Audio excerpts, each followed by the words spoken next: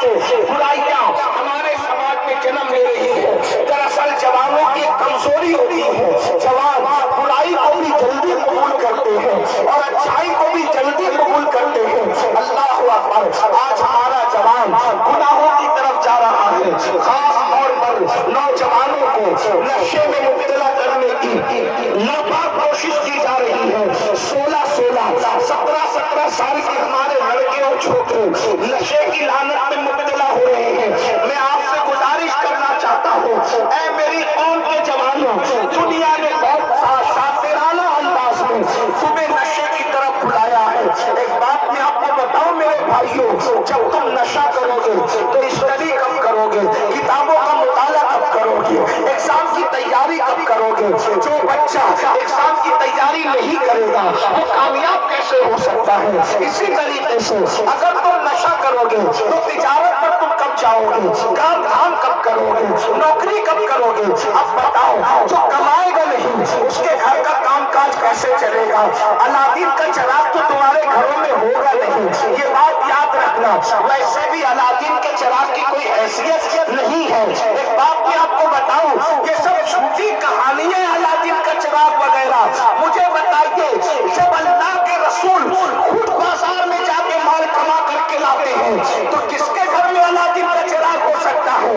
ارے کروڑوں جنات جس کی نالین کے غلام ہو، وہ رسول بازار جا کر کے تجارت کر کے اور کما کے کھا کے ہمیں بتا رہے ہیں کہ ہاتھ پر ہاتھ رگڑ کر پیسے نہیں جاتے، دولت کمانے کے لیے اللہ کے رسول بھی بازار تشریف لے جاتے ہیں۔ اس لیے یاد رکھنا، بغیر محنت کے نہ کسی کے پاس مال آ سکتا ہے نہ مال آتا ہے، اس لیے محنت کرو۔ اب مجھے بتاؤ، جب تم نشہ کرو گے تو تم نوکری نہیں کر سکتے، جب تم نشہ کرو گے تو تم تجارت نہیں کر سکتے، جب تم نشہ کرو گے اللہ اکبر پیسہ آئے گا نہیں اور مفت میں نشہ ہوگا نہیں۔ تو یاد رکھنا، جب آدمی کے پاس پیسہ آئے گا نہیں اور اس کا خرچہ ہوتا رہے گا، وہ کیا کرے گا؟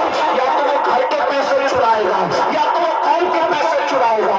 یاد رکھنا، یہ جو چور بنتے ہیں نشے کی وجہ سے بنتے ہیں، یہ جو ڈاکو بنتے ہیں نشے کی وجہ سے بنتے ہیں۔ اور ایک بات میں آپ سے کہہ دوں، اللہ اکبر، دور اور نزدیک سے آنے والوں، نشہ ہر گناہ کی جڑ ہے، نشہ ہر برائی کی جڑ ہے۔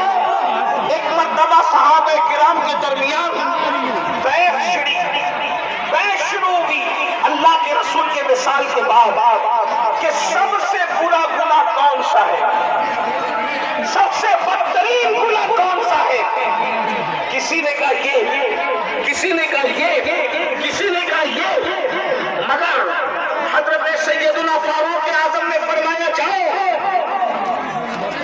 عمرو ابن عاص کے بیٹے عبداللہ ابن عمرو ابن عاص سے پوچھو کہ سب سے بدترین اور برا گناہ کون سا ہے؟